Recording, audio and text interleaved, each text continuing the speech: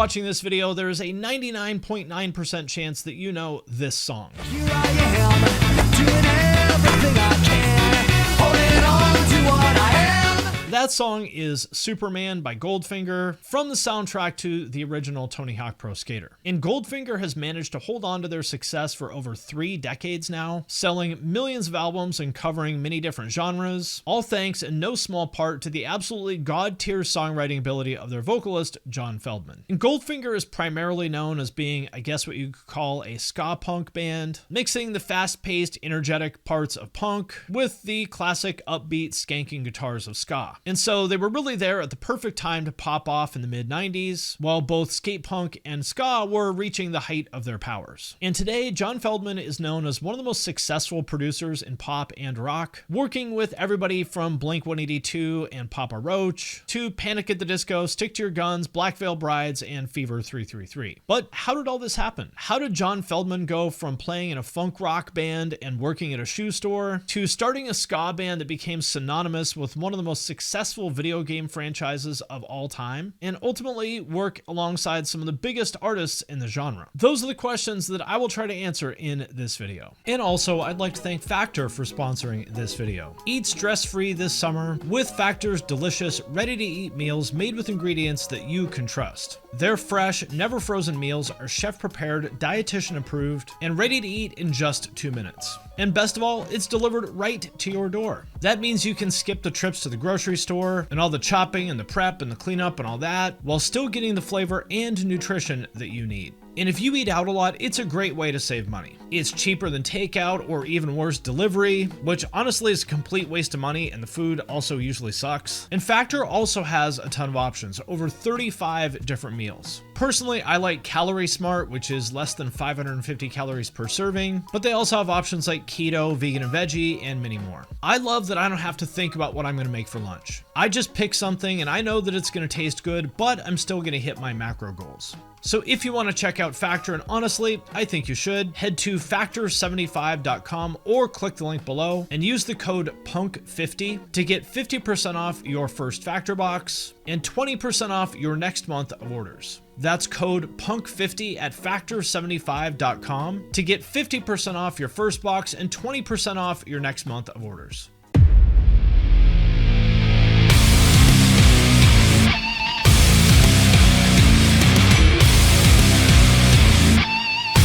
The story of Goldfinger actually begins way back in 1980 when a 13-year-old John Feldmann would meet a member of Urban Assault named Chris Caton, who was managing another Southern California punk band that you may have heard of called Social Distortion. As John Feldmann said, "Right when I went into high school, I met this kid, and I must have been 13 when he brought Social Distortion over to my house. They were still kids back then, and I met them, and I was like, holy shit. My parents were at work, and I cut school to meet these guys, and they drank all my parents' alcohol, ate all the food in the house, and they just fucking destroyed my house. And it was like, that's fucking awesome. I want to be like those guys." Sounds like early 80s punk, right? And John would start his own punk band shortly after that called Family Crisis, who would end up playing with bands like 7 Seconds and Bad Religion. But things didn't really start kicking off for his career until 1991, when he would start the alternative funk rock band Electric Love Hogs.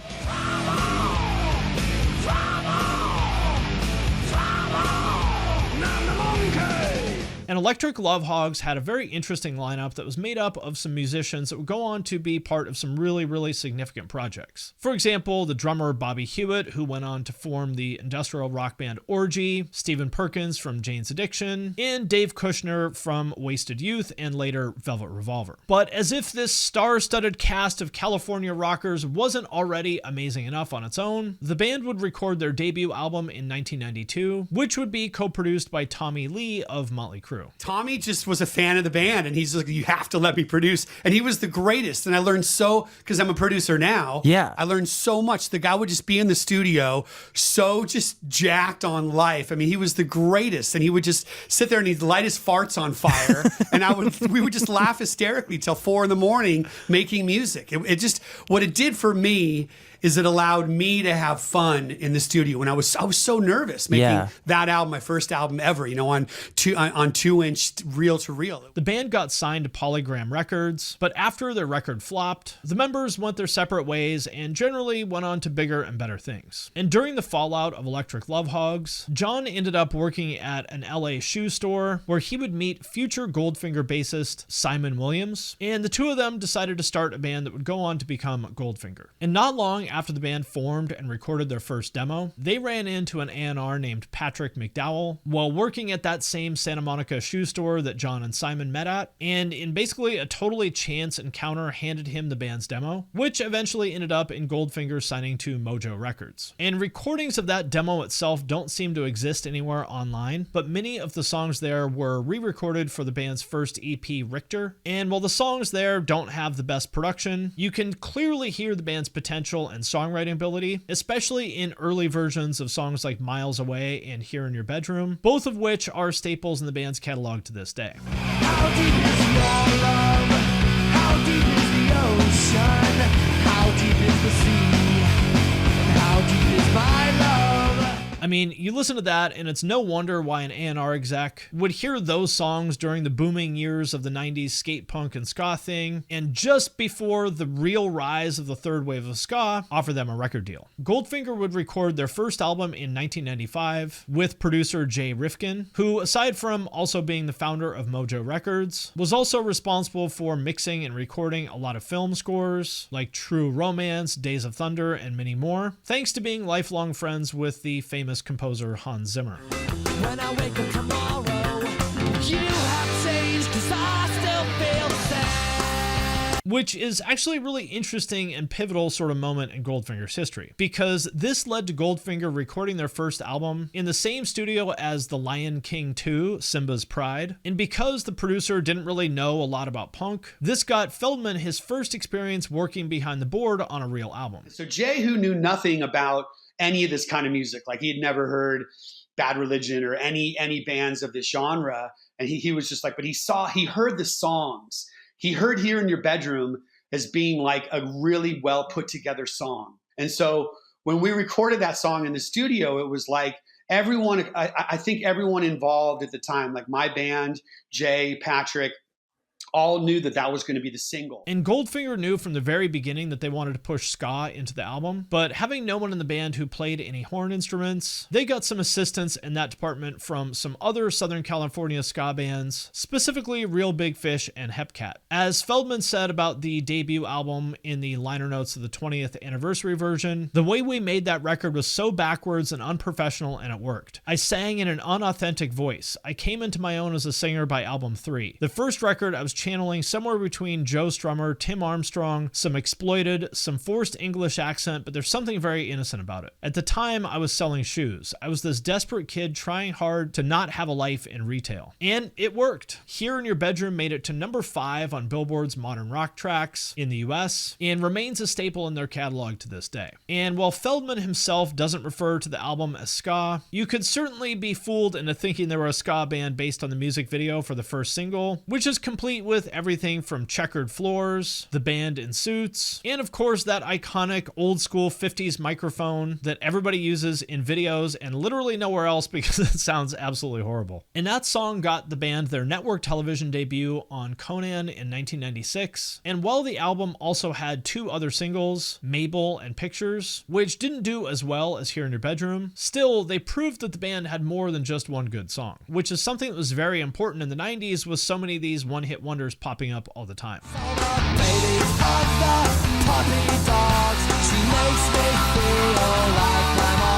And that success sent them right back into the studio the following year to record their sophomore album Hang Ups in 1997, which had the song Superman on it, which, as we all know, ended up being in Tony Hawk Pro Skater, a soundtrack that would go on to change and impact alternative culture to this very day, and made Goldfinger a household name basically overnight. So here I am, doing everything I can.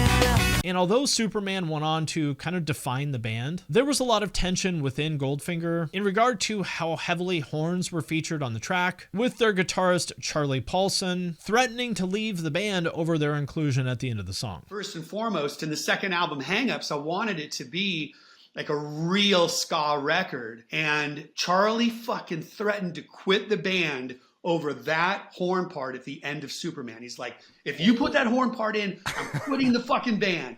And it was like this big moment. And he stormed out of the studio. And, you know, Scott was sitting there with his trumpet. And I'm like, let's just put it in. And I guess we can take it out if we have to. And we ended up leaving it in. You know, Charlie, you know, since has been like, you know what, man, it really made the song. But it was really hard at the time. And what's especially interesting about Superman taking off thanks to Tony Hawk Pro Skater is that the band themselves actually had no idea it was even included. Superman wasn't a single, it didn't get a music video. It was a song placed exclusively in the middle of their live sets, which is something you don't really do with your biggest song. And so they kind of didn't realize that the track even had anything behind it until they were playing some shows in Europe and noticed that the fans responded suspiciously well to the song. Like, we were on tour in England, and I had no idea that he was even in the game. We're on tour with the Bloodhound Gang, which is kind of some random band, you know? And people were just standing there watching the show. Halfway through, we played Superman, and the place just circle pit, everyone's stage diving, and it just goes ballistic.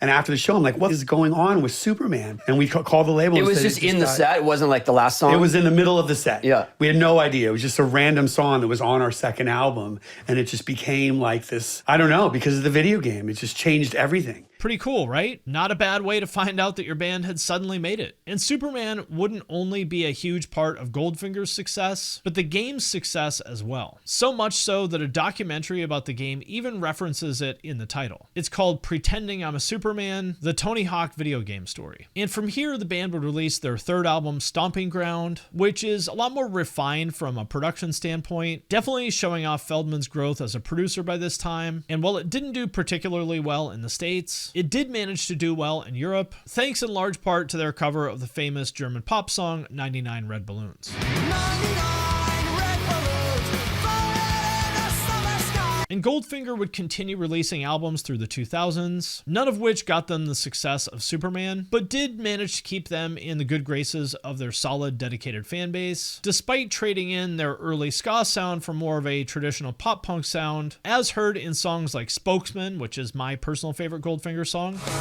Don't wanna rest, I don't wanna breathe when I wanna hear about. or the more punk rock leanings of songs like Open Your Eyes, which featured Burt McCracken of The Used, another band that Feldmann produced.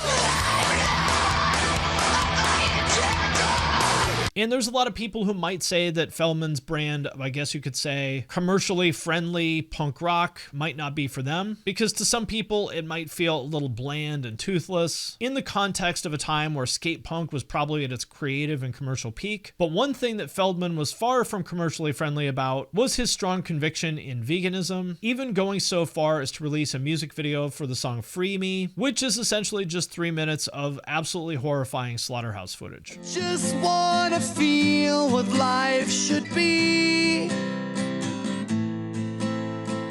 And whether you agree with his opinions on veganism and politics or not, it's pretty impossible to deny the strength of John Feldmann as a songwriter, which is a skill he would really begin flexing at this time as he started to kind of take off as a producer and co-writer. Feldmann began producing for other artists, beginning with some kind of lesser known and underrated pop punk bands like Show Off and Mest, but things really started picking up when he started working with a then unknown emo band from Utah called The Used. Despite telling the band that they, quote, totally sucked after hearing their first demos, That sucks, man. The fucking all right now. Feldmann would eventually become their longtime producer and co-writer after the band really tightened up their songs and added Burt McCracken as the vocalist, to the point where he even let them stay with him while he recorded their first album, during which time most of them were homeless. And we trudged along to the moon.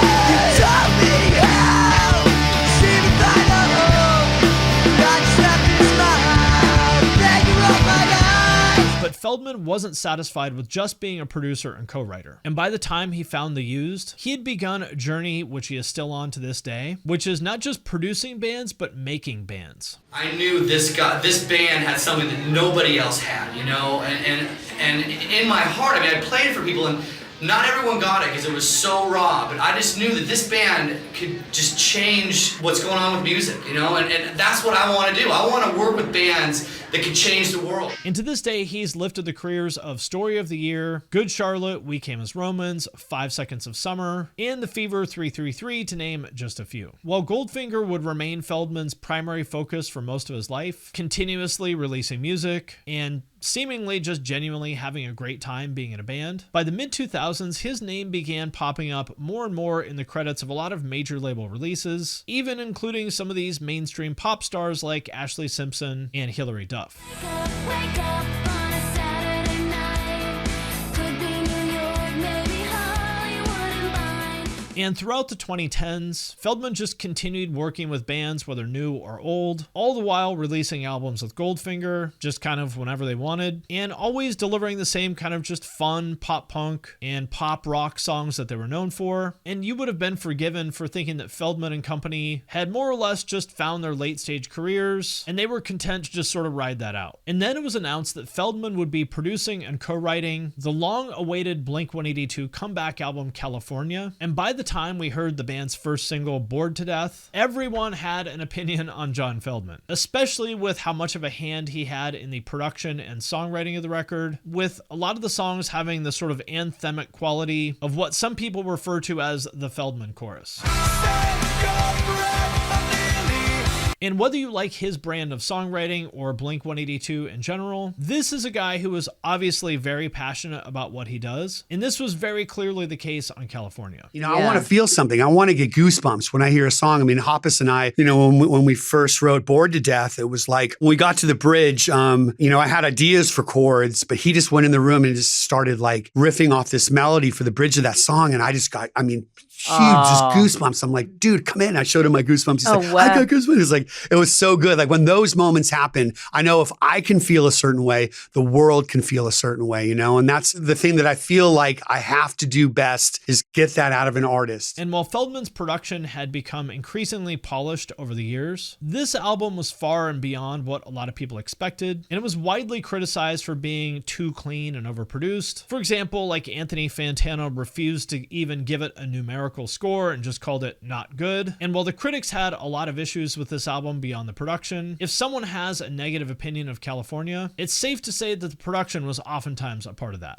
It's like I'm listening to the musical equivalent of airbrushing. However, like most things in the rock music sphere, the opinions of critics had basically no effect on the sales of the album itself, with California sitting at over 700 million streams on Spotify, and kept the band incredibly successful even during the time in which Tom was gone. And upon the massive success of Blink-182's comeback, we also began to see a lot of other pop punk and emo bands of the 90s and 2000s start to make their way back into the spotlight, and Feldmann was right there, ready, standing to be at the forefront of the genre's revival, working with Avril Lavigne, Mod Sun, Youngblood, and of course The Used, to name just a few. John Feldmann, ladies and gentlemen, I owe you my life. But he certainly wasn't straying from his roots with all this success, as Goldfinger is still active to this day, now with Mike Herrera of MXPX on bass, and having released their most recent album, Never Look Back, in 2020. It's only getting better since the day I met her. And this album is primarily made up of what I can only call feel-good summer songs, and while they may not have clicked with everybody because they were released like in the peak of COVID, I personally thought it was kind of nice hearing this like joy and positivity at a time when things were so bleak for so many people. And if the lyrics are an accurate representation of his life, then it sounds like things are going very well. And personally, I think a veteran of the punk rock world, like basically celebrating his life in music in such a positive way, I think that's refreshing. We got the best life, the best life, the best life we ever had. So what do you think? Was Goldfinger just a one-hit wonder, a ska punk band that got lucky? Or are they more than that? Is John Feldmann ruining pop punk, or did he help revive it? Let me know what you think in the comments, and also I want to thank everyone who supports me on Patreon, especially those of you who support at the True Cult level or above. Patrons get all my videos early. I also do Q&As and giveaways sometimes, and there is a way to have me review your music. So if any of that sounds cool, hit the link in the description of this video, and with that, I'm going to sign off for now, but I will see you next time.